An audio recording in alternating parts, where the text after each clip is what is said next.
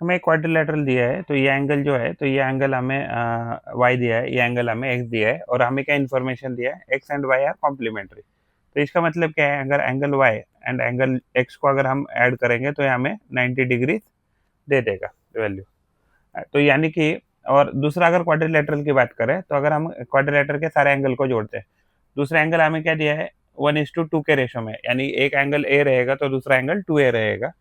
तो सारे एंगल को अगर हम जोड़ते हैं, यानी angle A plus twice of angle A plus, यानी ये ट्वाइस ऑफ एंगल ए लिखा, plus angle y plus angle x लिखते हैं, तो ये इन सारों का एडिशन हमें 360 डिग्री मिलना चाहिए।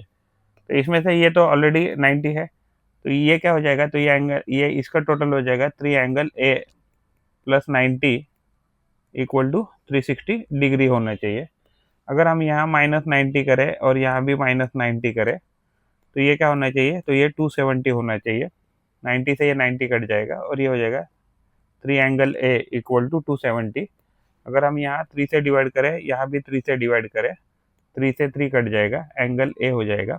ये जो 270 है, इसको हम लिख सकते हैं 90 इंटू 3 लिख सकते हैं, डिवाइडेड बाई 3।